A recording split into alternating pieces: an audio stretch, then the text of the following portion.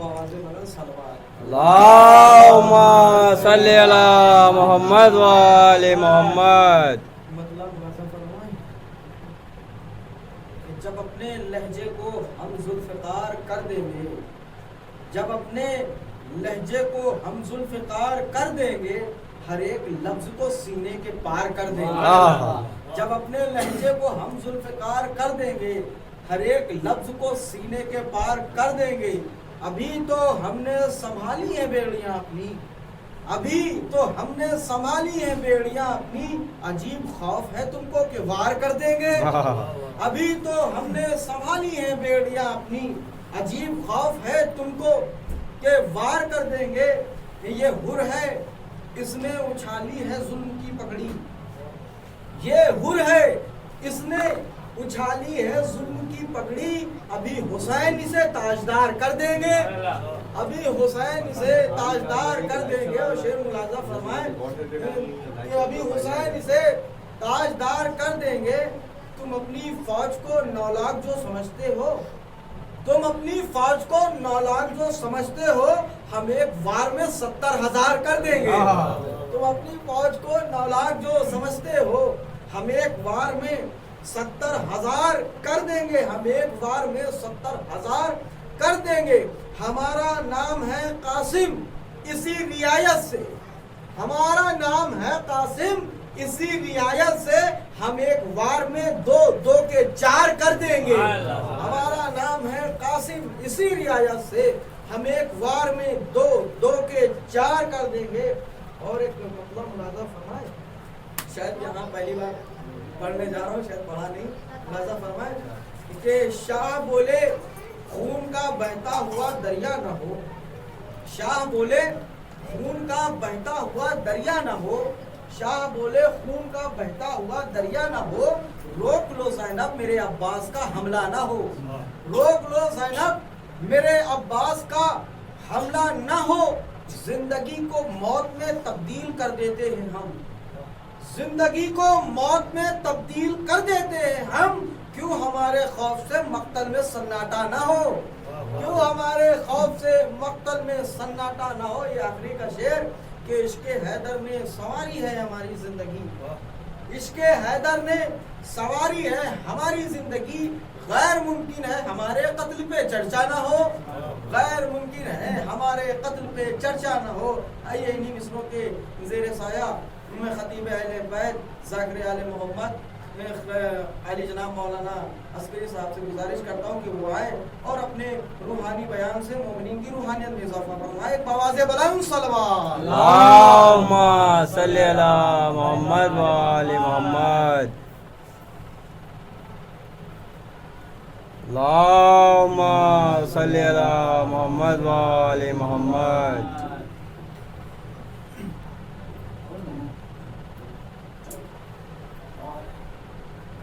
رحم اللہ من قرأ سورۃ الفاتحہ. بسم اللہ.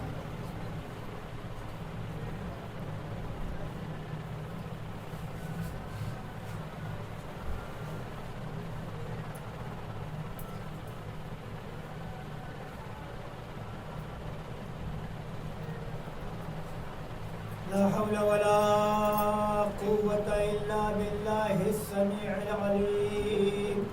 أعوذ بالله من الشيطان اللعين الرجيم. بسم الله الرحمن الرحيم. الحمد لله الذي هدانا لهذا وما كنا لنهتدي لولا أن هدانا الله. لقد جاءت رسل ربنا بالحق والصلاة والسلام على أشرف الأنبياء والمرسلين وخاتم النبيين مولانا مولى الثقلين جد الحسن والحسين أبي القاسم محمد اللهم صل على علي الطيبين الطاهرين المعصومين المظلومين المنتجبين المنتخبين ولعنة الله على أعدائهم أجمعين من من الآن إلى قيام يوم الدين. أما بعد فقد قال الله تعالى في محكم كتابه وقرآن المجيد وهو أصدق الصادقين وقوله الحق. بسم الله الرحمن الرحيم. وما تشاءون إلا أن يشاء الله إن الله كان عليما حكيما. صلوات اللهم صل على محمد وآل محمد. عزیزان گرامی، برادران ایمانی، مہربان علی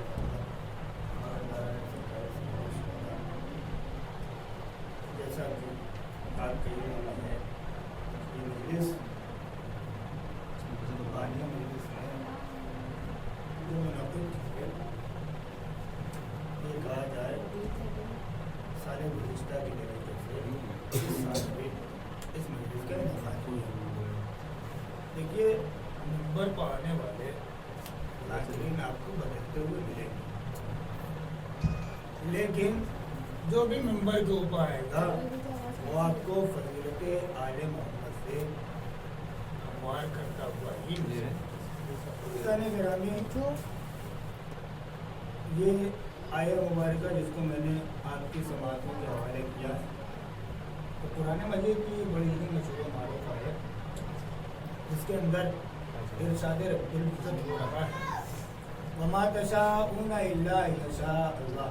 اے اہل بیت محمد، تم کچھ نہیں چاہتے، بس وہی چاہتے ہو کہ جو اللہ چاہتا ہے. ان اللہ کان علیما حکیما. بے شک اللہ جاننے والا اور حکمت والا. دیکھیے دیدان گرامی، ویسے تو اگر اس آیہ مبارکہ کے ضمن میں گفتگو کی جائے تو اشروں پہ اشرے تمام ہو جائیں، لیکن یہ موضوع بند ہونے والا نہیں، وسیع و عریض ہے یہ موضوع. اور عزیزان گرامی، آپ کے درمیان میں مجھے بس ایک تقریر کی غرض سے لایا گیا ہے. 30 سے 35 منٹ کے درمیان میں آپ کے درمیان میں حائل ہوں. جب تک میں ہوں یہ نہ تصور کریے گا ہم اتنے کم ہیں اور مجلس مولانا صاحب پڑھ رہے ہیں. دیکھیں، جن کو آنا ہوگا، جو فرش اللہ سے اب تک دور ہے، وہ ہو سکتا ہے مولوی صاحب کی آواز سے اندر تشریف لے آئیں. لیکن ابھی بھی جو یہاں کے اوپر موجود ہیں 10-15 افراد، یہ کافی ہیں آل محمد کی فضیلت سننے کے لیے. دیکھیے دیدان گرامی، مجلس ایک آدمی کی ہو یا 1000 کی ہو، مجلس ہوتی ہے. بس یہ تصور کریے کہ مجلس کے اندر بیان کرنے والا بیان جو کر رہا ہے، سننے والا اس کو آسانی سے سمجھ لے، وہ مجلس کامیاب ہو گئی. اس میں تعداد کی کوئی شرط نہیں ہوتی. عزیزان گرامی، کیا ارشاد اللہ نے ارشاد فرمایا، کہنے لگا وما تشاءون الا ان یشاء اللہ. اے اہل بیت محمد، تم کچھ نہیں چاہتے، بس وہی چاہتے ہو کہ جو اللہ چاہتا ہے. ان اللہ کان علیما حکیما. بے شک اللہ جاننے والا اور حکمت والا ہے. دیکھیے عزیزان گرامی، میں اپنی گفتگو کا آغاز یہاں سے کرتا ہوں کہ آپ اگر کائنات کا جائزہ لیں، اس کائنات کے اندر اللہ نے جتنی چیزوں کو پیدا کیا، ان ساری چیزوں کی پیدائش اور ان ساری چیزوں کی خلقت اللہ نے محمد والے محمد کے صدقے اور طفیل میں کیا. توجہ کریے گا، اللہ نے اس کائنات کے اندر جتنی بھی چیزوں کو پیدا کیا، یہ جو آپ سورج کو دیکھ رہے ہیں، یہ جو آپ چاند کو دیکھ رہے ہیں، یہ جو زمین کو آپ دیکھ رہے ہیں، یہ جو آسمان کو آپ دیکھ رہے ہیں، یہ ستارے ہیں، یہ کہکشاں ہیں، یہ سحاب ہیں، یہ بادل ہے، یہ چرندہ اور پرندہ. عزیزان گرامی، جو چیزیں آنکھوں سے آپ دیکھ سکتے ہیں، ان چیزوں کو آپ تصور کریے، اور جن چیزوں کو آپ نہیں دیکھ سکتے، ان ساری چیزوں کو تصور کر لیجئے. ہر ایک کی پیدائش اللہ نے محمد والے محمد کے صدقے اور طفیل میں پیدا کی. عزیزان گرامی، اللہ نے ہر ایک کو محمد والے محمد کے صدقے میں پیدا کیا. توجہ کریے گا، اللہ نے کائنات میں جتنی بھی چیزیں ہیں، ہر ایک کو محمد والے محمد کے صدقے میں پیدا کیا. لیکن آپ نے غور کیا، اللہ نے ساری چیزوں کو اس دنیا کے اندر پیدا کیا، لیکن پیدا کرنے کے بعد اللہ نے کسی چیز کو خلق کرنے کے بعد ناز نہیں کیا کہ میں نے اس چیز کو خلق کیا. لیکن عزیزان گرامی، خداوند کریم کی خلق کردہ چیزوں میں سے ایک انسان واحد مخلوق ایسی ہے کہ جس کو خلق کرنے کے بعد اللہ نے اپنے آپ کو احسن الخالقین کہا. توجہ کریے گا, ہم اور آپ کو اللہ نے اشرف المخلوقات بنایا. اب عزیزان گرامی, جو اللہ نے انسانوں کو اشرف المخلوقات بنایا, اس میں اللہ نے دو طریقے کے انسانوں کو رکھا. توجہ کریے گا, اللہ نے دو طریقے کے انسانوں کو اس کے اندر رکھا. اللہ نے انسانوں کو پیدا کیا, لیکن اللہ نے دو طریقے کے انسان پیدا کیے. ایک وہ انسان بنایا کہ جو ہدایت کا محتاج بنا, دوسرا وہ انسان بنایا کہ جو ہدایت کا محتاج نہیں تھا بلکہ ہدایت اس کی محتاج تھی. توجہ کریے گا, اللہ نے دو طریقے کے جو انسان خلق کیے, ایک وہ انسان بنائے کہ جو ہدایت کا محتاج ہے. عزیزان گرامی, جو افراد ہدایت کے محتاج ہیں, یہ کون افراد ہے؟ کہا یہ وہ افراد ہیں کہ جب تک ان کو ہدایت نہیں ملی تھی تب تک یہ گناہوں پہ گناہ کرتے رہے, شراب نوشیاں کرتے رہے, غیبت کرتے رہے, جھوٹ بولتے رہے, جوا کھیلتے رہے. عزیزان گرامی, حد ہو گئی. جب تک ان کو ہدایت نہیں ملی یہ اپنی بچیوں کو زندہ درگور کرتے رہے. لیکن جیسے ہی ہدایت ملی کہ ہدایت کے حاصل کر لینے کے بعد اب انہوں نے ان سارے افعال نازیبہ کو پسے پشت ڈال دیا. لیکن عزیزان گرامی, دوسرے جو افراد ہیں وہ افراد ہیں کہ جن کا ہر فعل ہدایت بنتا ہے. توجہ کریے گا, جن کا ہر فعل ہدایت بنتا ہے. عزیزان گرامی, دیکھیے, اگر ہم اور آپ سو جائیں تو مؤذن صبح کی اذان میں یہ کہتا ہوا ملتا ہے, الصلاۃ خیر من النوم, نماز سونے سے بہتر ہے. لیکن اگر یہ سو جائیں تو مرضی معبود لے کے بیدار ہوتے ہیں. صلوات بھیج دیں.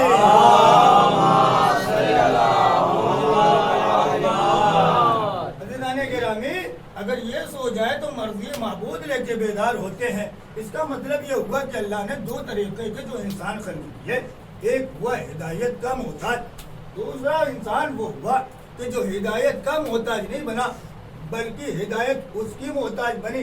دیکھیے عزیزان گرامی, ہم ہمیشہ ہدایت کے محتاج رہے.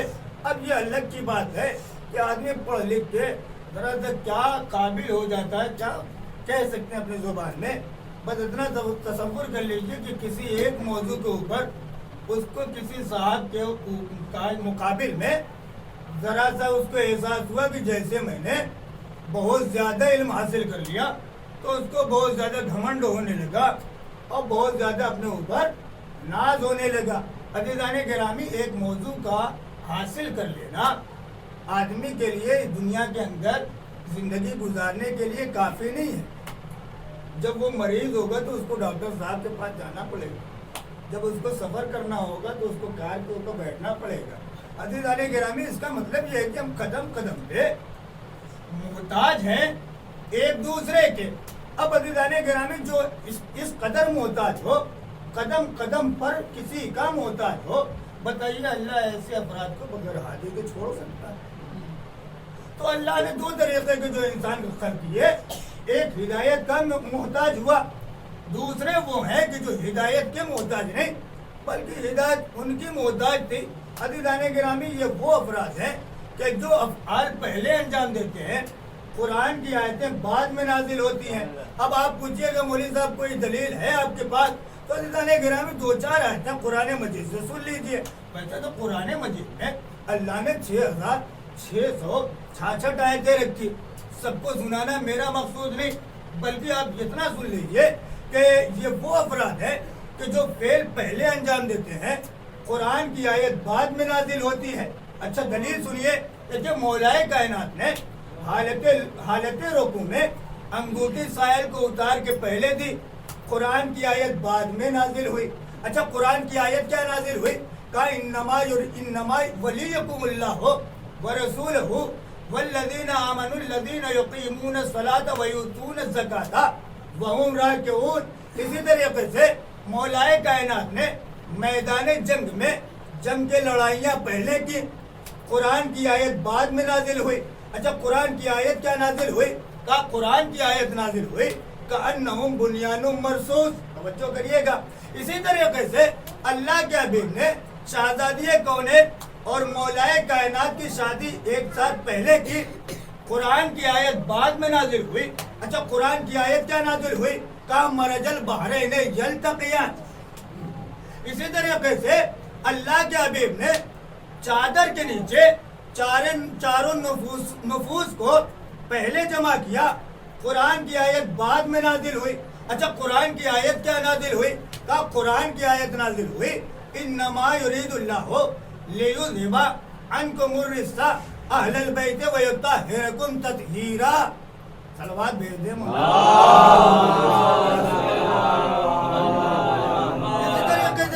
گرامی۔ تاریخ کہتی ہے کہ اللہ کے حبیب نے کفار مکہ کے اوپر کنکریاں چلا کے پہلے پھینکی، قرآن کی آیت بعد میں نازل ہوئی۔ اچھا قرآن کی آیت کیا نازل ہوئی؟ کہا قرآن کی آیت نازل ہوئی وما رمیت اذ رمیت ولکن اللہ رمی۔ اسی طریقے سے عزیزان گرامی تاریخ کہتی ہے کہ اللہ کے حبیب نے یعنی اہل بیت علیہ السلام کے درے والا صفات کے اوپر آنے والے فقیروں مسکینوں اسیر کو آل محمد نے روٹیاں پہلے کھلائیں، قرآن کی آیت بعد میں نازل ہوئی۔ اچھا قرآن کی آیت کیا نازل ہوئی؟ کہا قرآن کی آیت نازل ہوئی وَيُطْعِمُونَ الطَّعَامَ عَلَى حُبِّهِ مِسْكِينًا وَيَتِيمًا وَأَسِيرًا۔ اسی طریقے سے تاریخ کہتی ہے کہ غدیر کے میدان میں 70 دینوں کے منبر کے اوپر اللہ کے حبیب نے مولائے متقیان کو بلند کر کے یہ فقرہ پہلے ارشاد فرمایا من کنتو مولا ہو فہذا علی المولا، جس کا میں مولا ہوں اس کا یہ علی مولا ہے۔ اللہ کے حبیب نے یہ بات پہلے ارشاد فرمائی، قرآن کی آیت بعد میں نازل ہوئی الیوم اکملت لکم دینکم واتممت علیکم نعمتی ورضیت لکم الاسلام دینا۔ صلوات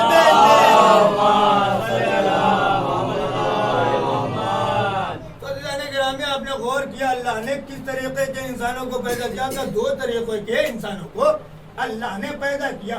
ایک وہ انسان اللہ نے بنائے کہ جو ہدایت کا محتاج تھا، دوسرے اللہ نے ایسے انسان بنائے کہ جو ہدایت کا محتاج نہیں بلکہ وہ خود ہی ہادی ہے۔ وہ ہدایت کا محتاج نہیں بلکہ ہدایت اس کی محتاج ہے۔ عزیزان گرامی دیکھیے جن کو اللہ نے ہادی بنا کے بھیجا تھا ہمارے اور آپ کے درمیان میں، دیکھیے عزیزان گرامی اللہ اللہ ٹھیک ہے، ہمارے جیسا اس کے اندر ذہن نہیں، جیسا ہم سوچ رہے ہیں ویسا اللہ سوچ رہے ہیں۔ عزیزان گرامی دیکھیے اللہ نے ہماری ہدایت کے غرض سے ہادی بنا کے بھیجے، کتنے عدد بھیجے؟ کہاں نبی جو بنا کے بھیجے، چھوٹے چھوٹے ہمارے یہاں بچوں کو یاد ہے نبی کتنے اللہ نے بھیجے؟ کہا 1,24,000 بھیجے۔ اللہ نے ان نبیوں کو کیوں بھیجا؟ کہا شریعت دے کے بھیجی تھی۔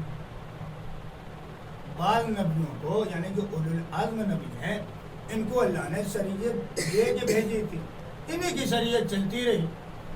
بعض نبی ایسے تھے کہ جو انہیں شریعت کو نافذ کرتے رہے، لیکن یہ شریعت کا سلسلہ آگے تمام ہوا ہمارے آخری نبی حضرت محمد مصطفیٰ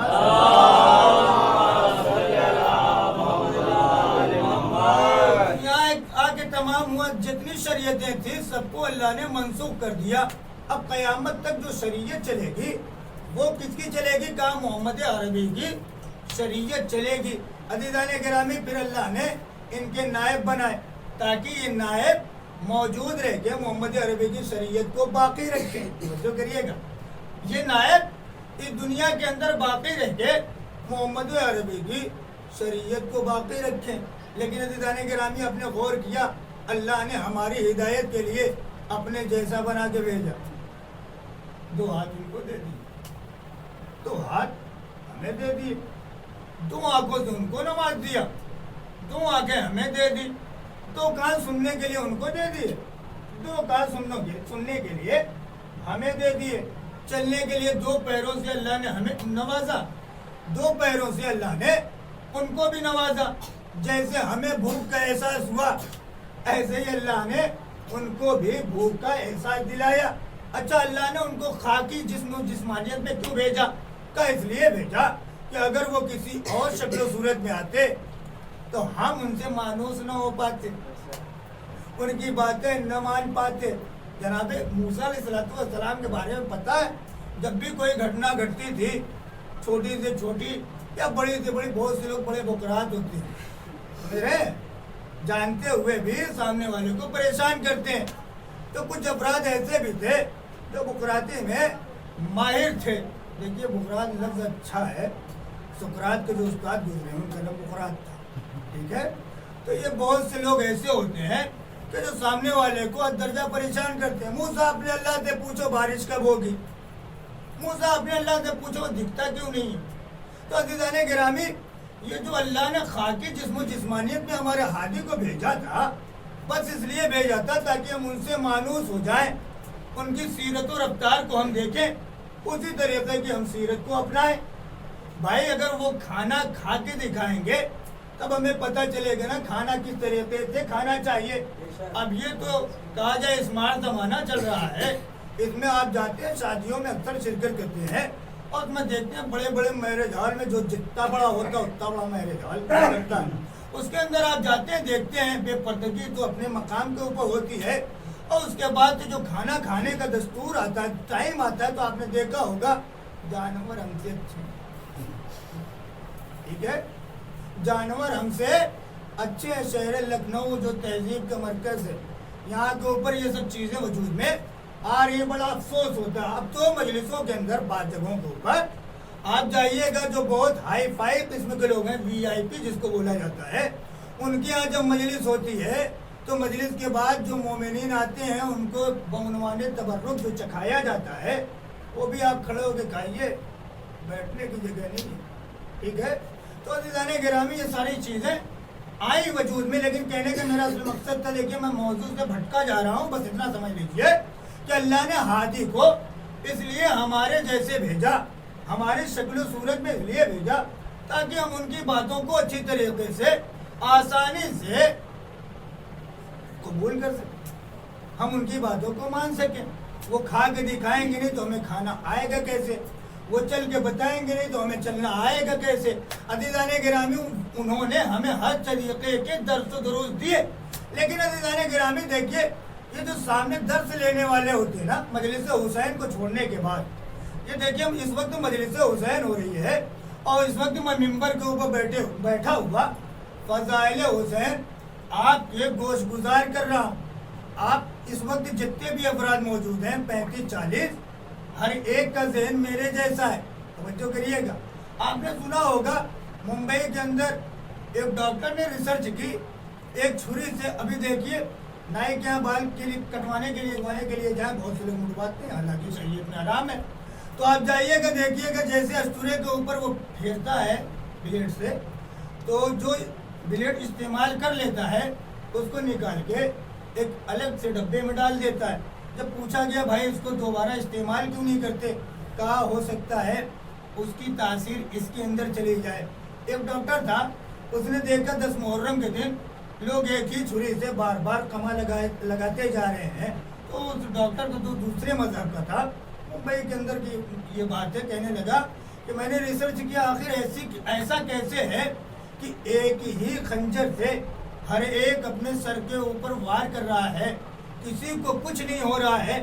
جب اس نے سب کے خون کو یکجا کر کے چیک کیا تو اس کو پتہ لگا کہ اس وقت سب کے خون ایک جیسے ہیں۔ عزیزان گرامی اسی طریقے سے یہ فرش عزائے حسینی ہے، اس کے اندر جتنے افراد بیٹھے ہوں گے، ممبر پر بیٹھنے والا جو کچھ پڑھے گا وہ آپ کے ذہن کے مطابق پڑھے گا، لیکن ہاں ممبر ہٹائیے پھر مجھ سے آپ بات کریے، 5 منٹ مجھے بولنے نہ دیجیے گا، کچھ نہ کچھ نکتہ چینی ضرور آئے گی، مولوی صاحب پھر ایسے کیسے ہو گیا۔ تو عزیزان گرامی یہ ممبر حسین کا ایک فلسفہ یہ بھی ہے۔ تو عزیزان گرامی کہنے کا مطلب یہ ہے کہ جو ہادی آئے تھے انہوں نے ہمیں قدم قدم پہ ہر ایک بات سے آشنا کرایا تاکہ بعد میں یہ کہنے نہ پاؤ کہ جی ہمیں اس کے بارے میں علم نہیں تھا، لہٰذا ہم یہ کام کر گزرے۔ عزیزان گرامی دیکھیے جو معاشرے میں افراد ہوتے ہیں 2 طریقے کے ہوتے ہیں، ایک آپ کا چاہنے والا ہوگا، دوسرا ہمیشہ آپ کا مخالف ہوگا۔ جو مخالف ہوگا وہ کہیں نہ کہیں سے کوئی نہ کوئی شوشہ نکالتا جائے گا تاکہ ان کو بے عزت کیا جائے بھرے مجمع میں۔ عزیزان گرامی، اب یہ جو ہے لوگوں نے دیکھا ہادی جو ہدایت کی غرض سے ہمارے لیے آئے تھے، اللہ نے ہمارے جیسا خاکی جسم بھی ان کو دیا تھا۔ انہوں نے دیکھا ان کے پاس 2 آنکھیں ہیں، انہوں نے دیکھا چلنے کے لیے ان کے پاس 2 پیر ہیں، انہوں نے دیکھا ان کے پاس 2 ہاتھ ہیں جیسے ہمارے پاس ہیں، دیکھنے کے لیے 2 آنکھیں ہیں جیسے ہمارے پاس ہے، سننے کے لیے 2 کان ہیں جیسے ہمارے پاس ہے۔ پتہ عزیزان گرامی، انہوں نے جب ہادی کو ایسے دیکھا کہنے لگے ان میں اور ہم میں کوئی فرق نہیں، یہ تو ہمارے جیسے ہیں۔ ٹھیک ہے، کہا امام یعنی امامیہ، مذہب امامیہ کے ماننے والوں کے علاوہ دوسرے کہا جائے فرقوں سے اگر رسالت مآب کی شان میں اگر معلومات آپ کو کرنی ہے تو ایسی آپ کو معلومات نہیں ملے گی جیسے فقہ جعفری میں آپ کو مل جائے گی۔ عزیزان گرامی، لوگوں نے کیا کہنا شروع کر دیا، کہا جو رسول اللہ کا کلمہ پڑھتے تھے، جو ان کے پہلو میں بیٹھا کرتے تھے، انہوں نے رسالت مآب کو اپنے جیسا تصور کرنا شروع کر دیا۔ جی رسول اللہ ہمارے جیسے کیوں؟ کہا اس لیے کہ اللہ نے ان کو بھی 2 آنکھوں سے نوازا، ہمیں بھی 2 آنکھوں سے نوازا۔ اللہ نے چلنے کے لیے انہوں نے 2 پیر، ان کو بھی 2 پیر دیے، ہم کو بھی چلنے کے لیے 2 پیر دیے۔ جب انہوں نے دیکھا کہ یہ ہم سے ملتے جلتے شکل و صورت کے اعتبار سے، کہنے لگے جی رسول اللہ ہمارے جیسے ہیں۔ عزیزان گرامی، لیکن ان کو کیا خبر، رسول اللہ کا علم اور ہے، ہمارا علم اور ہے، ان کی نگاہیں اور ہیں، ہماری نگاہیں اور ہیں، ان کی قوت سماعت اور ہے، ہماری قوت سماعت اور ہے۔ عزیزان گرامی، یہ امت مسلمہ 73 فرقوں میں تقسیم کیوں ہوئی؟ کہا امت مسلمہ 73 فرقوں میں اس لیے بڑھ گئی کہ امت مسلمہ نے محمد عربی کو اپنے جیسا تصور کر لیا تھا۔ بھائی جب امت مسلمہ محمد عربی کو اپنے جیسا تصور کرے گی تو پھر وہی حال ہوگا جو ہونا چاہیے۔ اور عزیزان گرامی، یہ تو بہت دور کی بات ہے، ہم اور آپ 1400 سال کے بعد یہاں کے اوپر بیٹھے ہیں۔ دور رسالت مآب کا دور اگر آپ کو دیکھنا ہے تو پھر اس روایت سے اندازہ کریے کہ اس وقت کے مسلمانوں کا عقیدہ رسالت مآب کے اوپر کیسا تھا۔ دیکھیے عزیزان گرامی، یہاں بچوں کی کثرت بھی ہے، لہٰذا یہ روایت میں سنائی دیتا ہوں۔ عزیزان گرامی، دیکھیے اللہ کے حبیب نے بہت مقام کے اوپر، بہت سارے مقامات کے اوپر لوگوں کو اس بات سے آگاہی کرائی کہ دیکھو میں تمہارے جیسا دکھتا ضرور ہوں لیکن میں تمہارے جیسا نہیں ہوں۔ اللہ نے مجھ کو ہادی بنا کے بھیجا ہے، میں نبیوں کا سردار ہوں، لیکن جن کے پلے نہیں پڑنے والا تھا ان کے بھیجے میں بات نہیں آئی۔ لیکن عزیزان گرامی، اللہ کے حبیب نے بہت ساری باتیں بتائی۔ اب رسالت مآب کے دور کا یہ واقعہ سنیے، پہلے خاکہ سنیے۔ دیکھیے عزیزان گرامی، یہاں کے اوپر سارے مومنین ہیں اور یہ شہر لکھنؤ ہے۔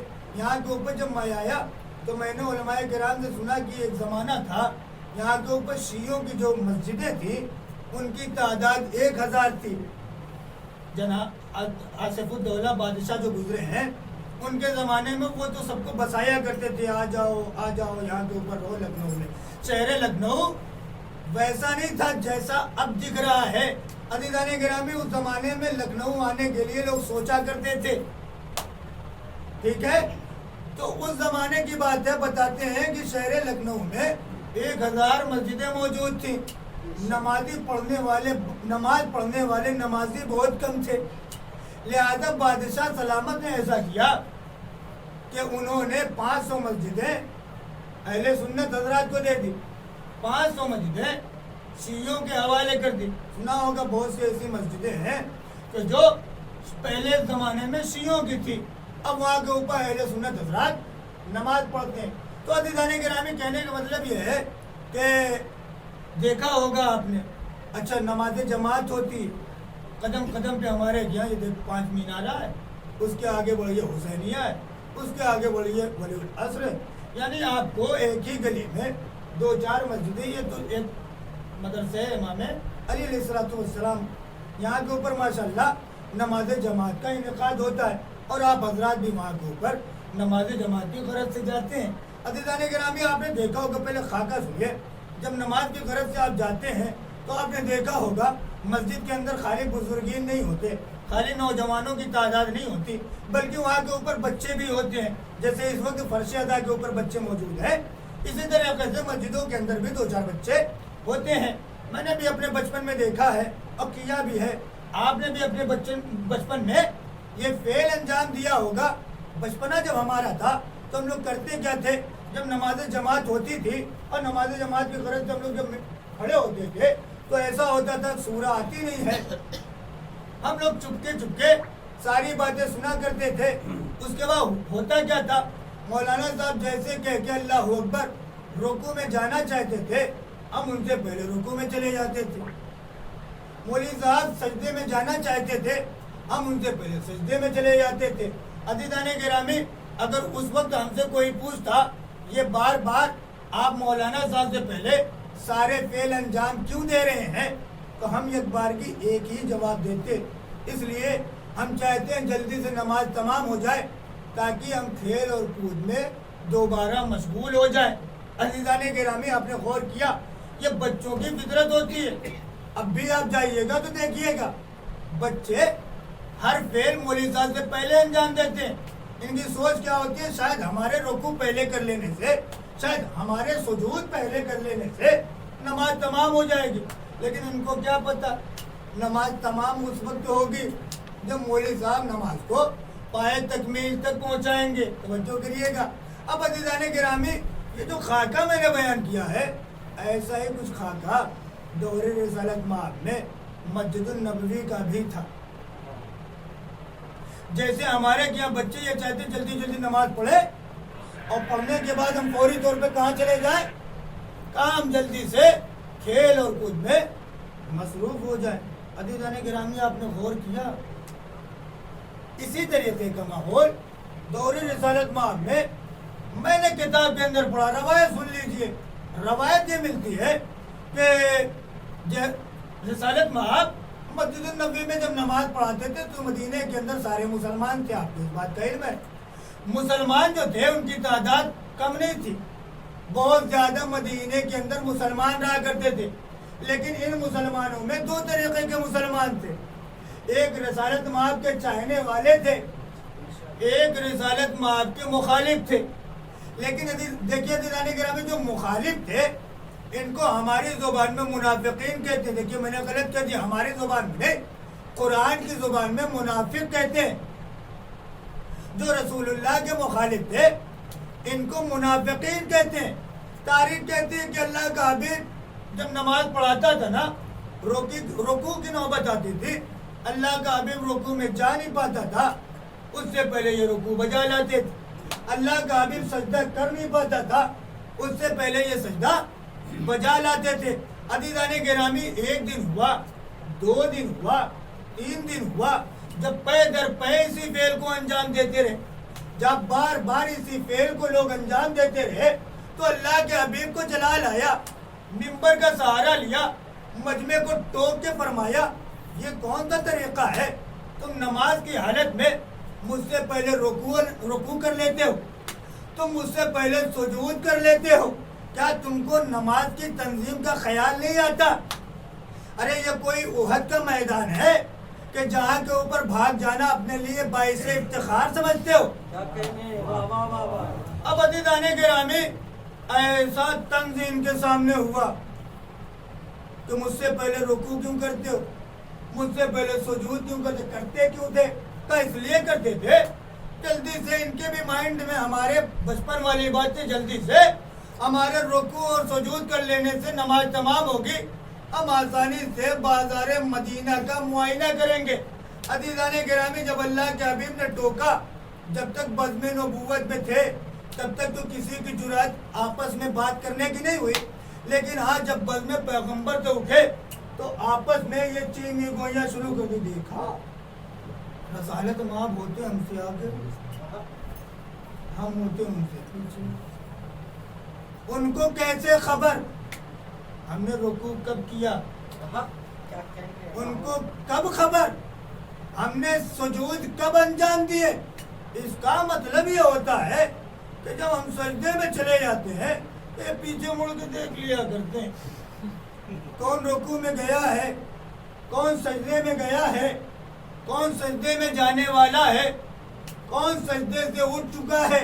عزیزان گرامی، جب اس طریقے کی باتیں انہوں نے رسالت مآب کے شان اقدس میں کی تو اللہ کے حبیب نے ایک مرتبہ پھر بزم سجائی، ممبر کے اوپر تشریف لے گئے اور ارشاد فرمایا، اے لوگوں تم مجھ کو اپنے جیسا تصور کرتے ہو، اے لوگوں تم مجھ کو اپنے جیسا تصور کرتے ہو، میں دکھتا تمہارے جیسا ضرور ہوں لیکن میں تمہارے جیسا نہیں ہوں۔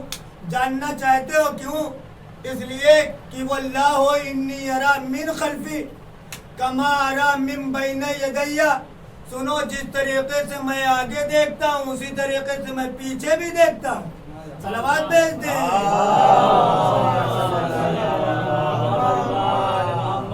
دیکھو جس طریقے سے میں آگے دیکھتا ہوں اسی طریقے سے میں پیچھے دیکھتا ہوں۔ عزیزان گرامی، رسالت مآب نے لوگوں کو کیا فرمایا؟ کہنے لگے میں تمہارے جیسا دکھتا ضرور ہوں، 2 ہاتھوں سے اللہ نے نوازا تمہارے جیسے، 2 کانوں سے نوازا، 2 آنکھوں سے نوازا۔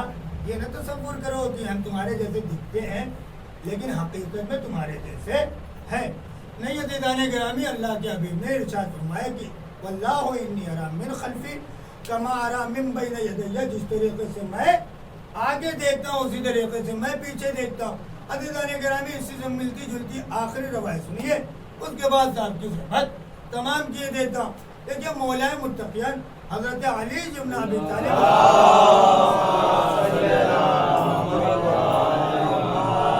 خدمت والا صفات میں دیکھیے، یہ روایت اس لیے پڑھ رہا ہوں کہ شہر لکھنؤ اور یہاں کے اوپر ہر ایک تبرہ سننے کا عادی، ٹھیک ہے، یہ سن لیجیے آخری روایت، اس کے بعد سے میں معلم مجلس پڑھ کے آپ سے اجازت چاہتا ہوں۔ ایک صلوات اور دے دیں۔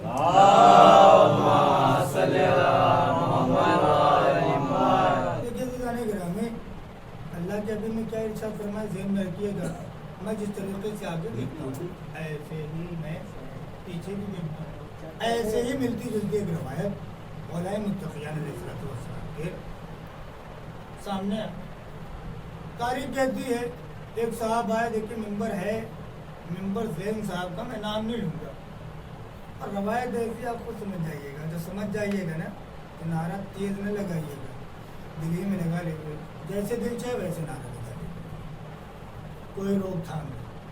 عزیزان گرامی، ایک صاحب آئے، آنے کے بعد کہنے لگے، یا علی یا علی یا علی۔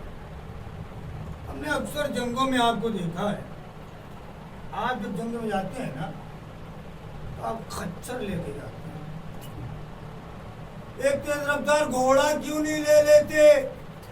میرے مولا نے ارشاد فرمایا، کیوں؟ کہا دیکھیے یا علی، دیکھیے ہمارے گھوڑے اتنے تیز رفتار ہیں، مصیبت کے وقت ہم آسانی سے پہاڑیوں کے اوپر چڑھ جایا کرتے ہیں۔ یا علی، ہمارے گھوڑے اتنے تیز رفتار ہیں، مصیبت کے وقت ہم آسانی سے پہاڑیوں کے اوپر چڑھ جایا کرتے ہیں۔ یا علی، آپ خچر کے اوپر سوار ہو کے سواری کیوں کرتے ہیں؟ ایک تیز رفتار گھوڑا کیوں نہیں لے لیتے؟ ایک مرتبہ میرے مولا نے ارشاد فرمایا، سنو، تیز رفتار گھوڑے کی ضرورت اس کو پڑے کہ جس کو کسی کے آگے بھاگنا ہو یا کسی بھاگتے ہوئے کا پیچھا کرنا ہو۔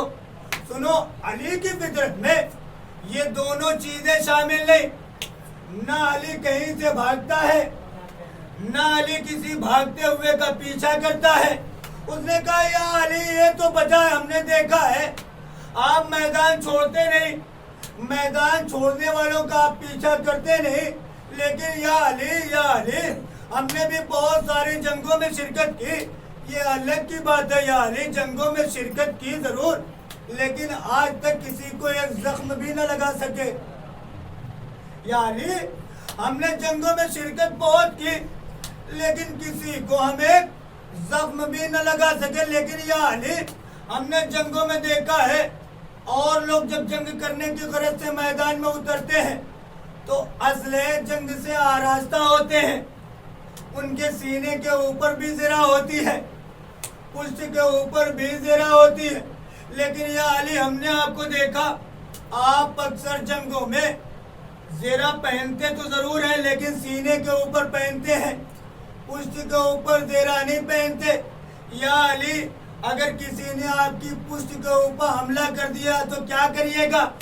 میرے مولا نے ارشاد فرمایا اللہ اس دن علی کو زندہ ہی نہ رکھے کہ جس دن علی اپنے دشمن کو پشت دکھائے۔ توجہ کریے گا، اللہ اس دن علی کو زندہ ہی نہ رکھے کہ جس دن علی اپنے دشمن کو پشت دکھائے۔ آنے والا ذرا سا میدان کا اچھا خاصا جائزہ لے چکا تھا، اس نے کہا یا علی یہ بات تو درست ہے لیکن یہ بات بھی تو سچ ہے کہ کوئی شخص بھی پشت سے آپ کے اوپر حملہ کر سکتا ہے، ویسے ہی حملہ کر سکتا ہے کہ جیسے جنگ احد میں آپ کے چچا حمزہ کے اوپر وحشی نے حملہ کیا تھا تو ایک مرتبہ میرے مولا نے ٹوک کے ارشاد فرمایا سن حمزہ اور تھے علی اور ہے۔ جانتے ہو کیوں؟ اس لیے کہ واللہ انی ارا من خلفی کما ارا من بین یدیا، خدا کی قسم علی جس طریقے سے آگے دیکھتا ہے اسی طریقے سے پیچھے بھی دیکھتا ہے۔ صلوات بھیجتے ہیں۔ نعرے حیدری، نعرے سلوات،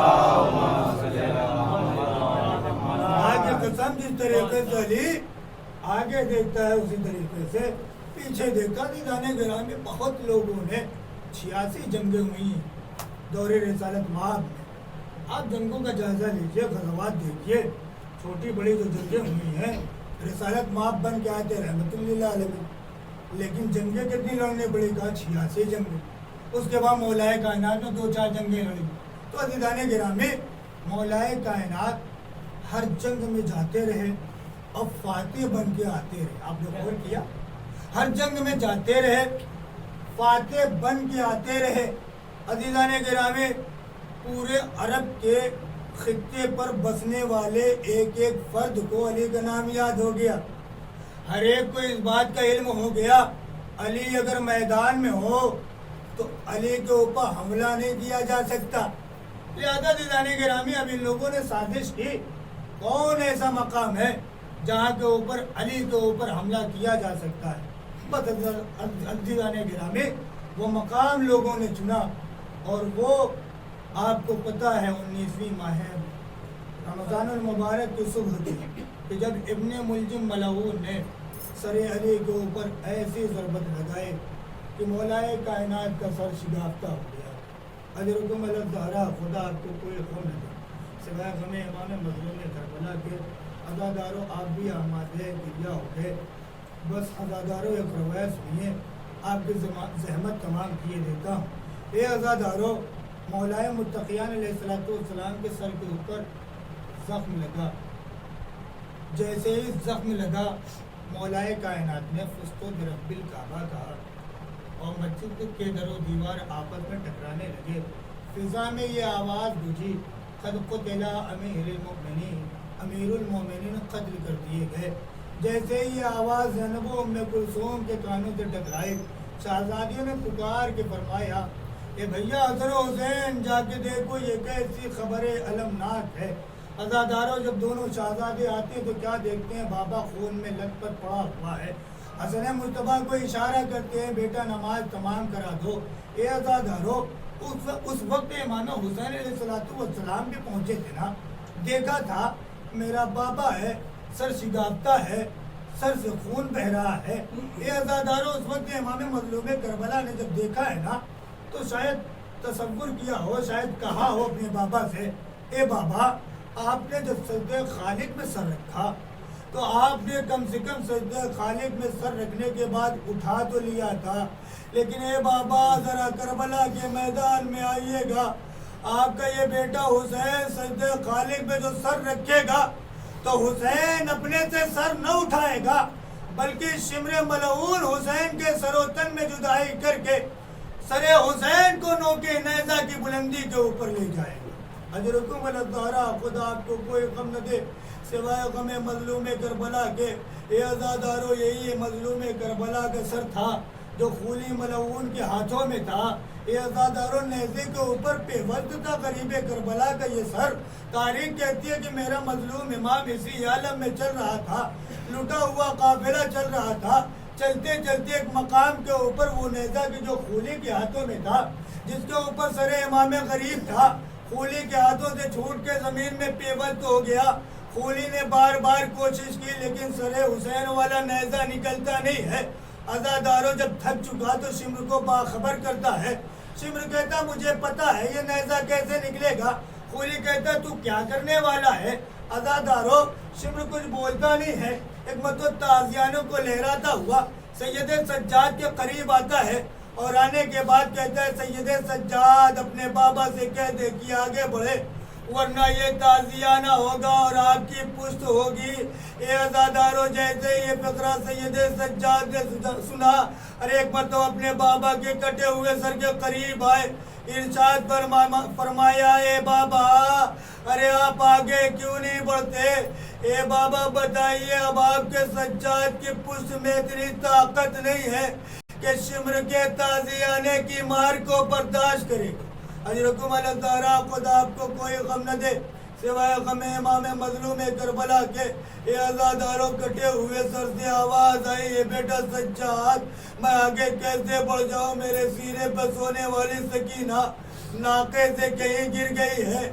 لو عزاداروں دونوں شہزادیوں کو پتہ لگا، دونوں شہزادیاں زینب و ام کلثوم جناب شہزادی سکینہ کو تلاش کرتی کرتی اسی راستے پر چلی کہ جس راستے سے یہ قافلہ آ رہا تھا۔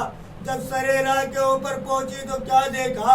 ارے ایک معظمہ ہے جس کی آغوش میں ایک چھوٹی سی بچی ہے، جس کے سر کے اوپر وہ معظمہ دستے شفقت پھیر رہی ہے۔ اے عزاداروں جب دونوں شہزادیاں قریب پہنچتی ہیں نا تو کیا دیکھتی ہے؟ وہ بچی کوئی اور نہیں بلکہ حسین کے سینے پر سونے والی سکینہ تھی۔ اے عزاداروں جیسے ہی قریب پہنچتی اس معظمہ کے نا شہزادی زینب آگے بڑھ کے شہزادی سکینہ کو اپنی آغوش میں لے لیتی ہے اور ایک بار تو اس معظمہ کا شکریہ ادا کرنے لگتی ہے۔ معظمہ تمہارا بہت بہت شکریہ، جب سے اس کا بابا مارا گیا ہے نا ابھی تک کسی نے اس کو دلاسے نہیں دیے، ابھی تک کسی نے اس بچی کے سر کے اوپر دستے شفقت نہیں پھیرے بلکہ کسی نے اس کو تازیانوں سے مارا، ارے کسی نے اس کو تماچوں پر تماچے مارے۔ اے بی بی آپ کا بہت بہت شکریہ۔ اے عزاداروں جیسے ہی اس معظمہ نے یہ فقرہ سنا نقاب کو الٹ دیا، اے بیٹی زینب ارے تو نے مجھے نہیں پہچانا، میں تیری دکھیاری ماں ارے فاطمۃ الزہرا ہوں۔ ارے جیسے ہی شہزادی زینب نے یہ فقرہ سنا ماں کی آغوش سے لپٹ گئی۔ اے اماں ارے اس وقت آپ کہاں تھی کہ جب بھیا حسین کے سروتن میں جدائی کی جا رہی تھی؟ اے اماں اس وقت آپ کہاں تھی جب ہمارے سروں سے ردائیں چھینی جا رہی؟ لعنت اللہ علی القوم الظالمین۔ پروردگار اپنی واسطہ محمد والے محمد کا ہمارے اس مختصر سی عبادت کو قبول فرما۔ پروردگار اپنی واسطہ محمد ہے، ان کی جان مال عزت آبرو ناموس خون ایمان کی حفاظت فرما۔ پروردگار اپنی واسطہ محمد والے محمد کا ہمیں زیادہ سے زیادہ عزائے محمد صلی اللہ علیہ وسلم میں شریک ہونے کی توفیق عنایت فرما۔ غم امام مظلوم کربلا میں زیادہ سے زیادہ کریا کرنے کی توفیق عنایت فرما۔ پروردگار زیارتہائے مقدسات کو مشرف فرما۔ پروردگار دعاؤں میں خاص دعائی اپنے آخری حجت امام زمان کو لوگوں میں تاجر فرما اور ان کے عوانوں انصارنا کا شمار فرما۔ آپ حضرات سے گزارش ہے کہ ایک مرتبہ سورہ حمد 3 مرتبہ سورہ حجرات کی تلاوت